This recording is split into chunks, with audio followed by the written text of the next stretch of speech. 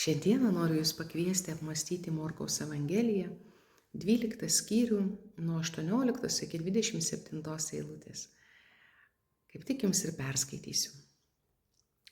Pas Jėzų ateina sadukiejų, kurie neigia mirusiųjų prisikėlimą ir klausia: Mokytojau, Mozė yra mums parašęs, jei kieno brolis mirtų ir paliktų žmoną, o nepaliktų vaikų, tuomet jo brolis tegul veda našlę ir pažadina savo brolių palikuonių.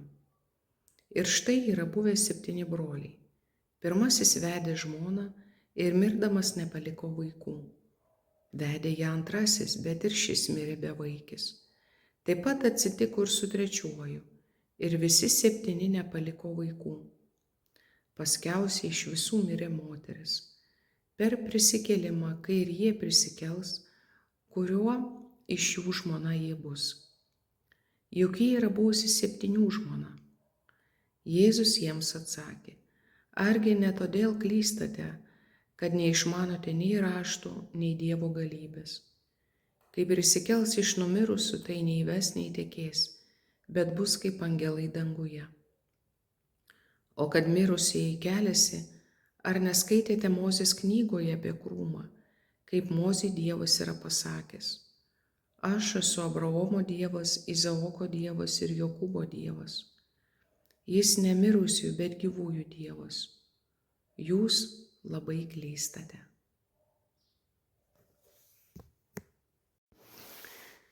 Taigi dabar pažvelkime į šio teksto prasme, Morkaus 12 skyriaus nuo 18 iki 27 eilutės. Tai keletą akcentų, kurie, tikiuosi, galbūt jums padės jūsų asmeniniai maldai lekcija divina. Žodžiai jis ne mirusiųjų, bet gyvųjų Dievas iš tikrųjų atsako Jėzus sadukėjams ir tiems, kurie, kaip ir jie, netiki mirusiųjų prisikėlimu.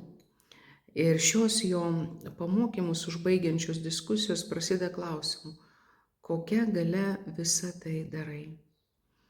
Ir jis atsako, kad jo galią suprasti gali tik tas, kas atsiverčia, kuris gyvena atsivertimu, tai yra santykiu su Dievu kaip kūrėju ir jo siųstuoju Mesiju viešpačiu Kristumi. Nes tai yra atmestojo akmens galia, labai skirtinga nuo Ciesoriaus, kuris prispaudžia ir žudo. Dabar teigia, kad ši galia paties gyvųjų Dievo, dovanojančio gyvybę mirusiesiems. Taigi mūsų prisikėlimas, apie kurį kalbama, yra krikščioniško tikėjimo šerdis. Ir kaip Paulius sako, būtų tuščias mūsų tikėjimas. Tai sako Paulius korintiečiams, jeigu mes tuo netikėtume. Tai pirmame laiške korintiečiams, 15 skyriuje, 14 eilutėje. Taigi prisikėlimas viršija bet kokią pretenziją ar pranoksta lūkestį. To, kuris mirė akivaizdoje, pasijunta bejėgis ir daugiau nieko nebesitikė. Taigi negalime jo pagrįsti jokiomis prielaidomis. Jį mums apreiškia tik Dievo pažadas. Ir todėl klysta visi, kurie neišmano rašto ir Dievo galybės, nes negali to suvokti ir to pažinti. Ir čia labai yra svarbu išmanyti raštus ir atsiverti ir pasitikėti Dievo galybę. Prisikėlimas, apie kurį čia kalbama, nėra atgaivinimas lavono, kuris grįžta į ankstesnį gyvenimą. Tai perėjimas ne į panašų į šį gyvenimą, o visai kitą, naują ir skirtingą,